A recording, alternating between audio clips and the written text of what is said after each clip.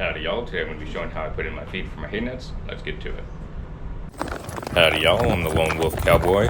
Welcome to the channel where I'll be going over anything and everything equine related, from horsemanship, taking care of horses, horse feed, tack, and all the many little details about owning and taking care of horses that a lot of folks don't talk about. Welcome to the channel, I'm the Lone Wolf Cowboy. So for putting feed in hay nets, I don't actually take them off. They're pretty darn tight, and there's a reason for it. Each one of my hay nets is locked, so I have a padlock in each one because I've had hay stolen. So what I do is I just load up the feed from my house, because that's where I keep my hay, because again, hay has been stolen here. So what I do is I just load it up in big trash bags, and these work for a while. They do tear eventually, so if you use these, you're gonna go through trash bags a little bit. But I have a mix of predominantly alfalfa, I have some Bermuda, and I have some Timothy. So I'm trying to get away from Bermuda. I'm using up the last of my Bermuda, so that way it's all done. And then I'm going back to Timothy. It's a lot more expensive here in Los Angeles than it is in other parts of the country. And alfalfa is cheaper here than what it is in other parts of the country, because it is grown more out in the desert, California, Arizona desert, so it's cheaper to get it here than it is back east. And the same thing with the Timothy. When it's coming from back east, it takes a lot more to get it here, so it's going to be more expensive.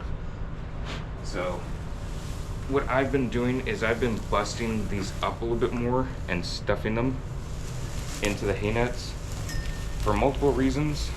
Because if someone were to get a hold of hay net and they're trying to get a chunk out, because that has happened, that they can't just grab a big chunk. It takes a lot more time, you get a lot more dust in your face, all that stuff. But to me it's worth it because I'm tired of having stuff stolen. So chunks like this, as long as they fit into the gap that I have, then it's good. And again, these are padlocks, so they can't really go anywhere. Even if they are unhooked, they can't go anywhere unless they are completely cut off. And so I make it as hard as possible. It's not impossible to steal these if someone just takes their knife and cuts all these strings off, because eventually after this string breaks, I use baling string, and that does wear as well. So once that wears thin, I replace it. But I do have the padlocks on here, and I have it hooked through the actual clip that I have hooked around each one of these, so that way there's no way to take it off. Even if you unclip it, you can't get this off. Even if the hay net's empty, it would be a huge pain to try and get it out of the padlock. That's just the method I finally came up with, and it works. So that's why I do it that way. And there's no particular order on which hay net gets what food. This one has a wider opening, so I put a little bit bigger chunks in here. This one has a smaller opening. It's just how it happened. So that one gets the smaller chunks. No rhyme or reason otherwise of which feed goes where. So I do that. I spread a little bit on the ground, so that way my mare can just graze on the ground, have her neck stretch out, all that good stuff. And then throughout the rest of the day, she can just graze on all this. And I check these in the evenings as well, and that way I can make sure everything's fine. But I pack enough for the entire day, so if I cannot get back down here to the stables, then my mare is fine, she's good. I don't have to worry about her not having enough feed. And yes, I do understand this is very dusty, this is very cumbersome to do, but after all the things I've had happen to my food being taken, stolen, it's what has to be done. There's no alternative for me. So that's just what I do and why I do it. But I really like this feed that I'm buying. This alfalfa is looking pretty darn good. It's a little dry, but on the inside there's some nice greenness to it.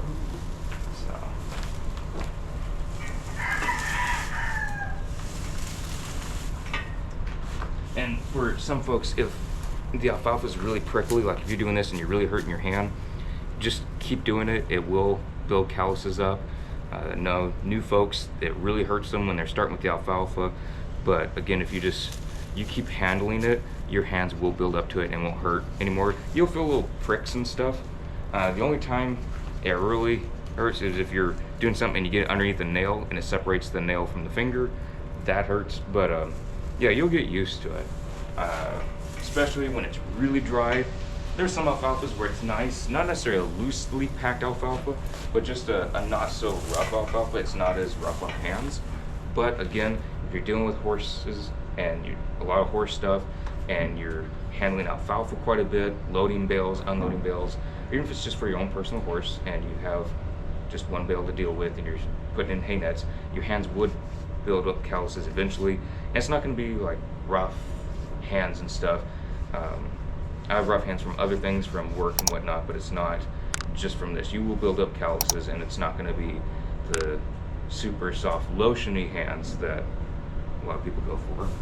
But it will build up calluses to where you won't be feeling as much. So I just want to put that out there. And then gloves. The reason I don't wear gloves doing this is because it seems to be more of a pain grabbing hay with gloves when just trying to individually pack hay nets. And then there seems to be something that gets stuck in the glove, and it just bothers me more when there's hay stuck in the glove and it's constantly jabbing the same spot. That's where it bothers me.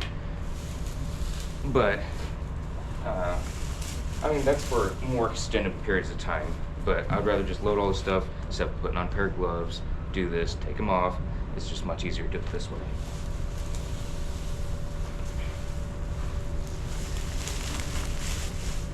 So as you can see, this bunch has both alfalfa and Bermuda in it. And again, I'm not packing it for any certain reason of layering things.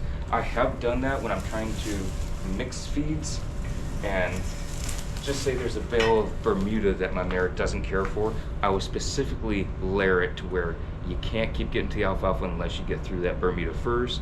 Now obviously horses are very smart, so sometimes, but they can just pull it out, drop it, and then they go for the alfalfa. So that can happen, but I try not to waste food, so that way if I can mix it and it can be put in there, I will do it.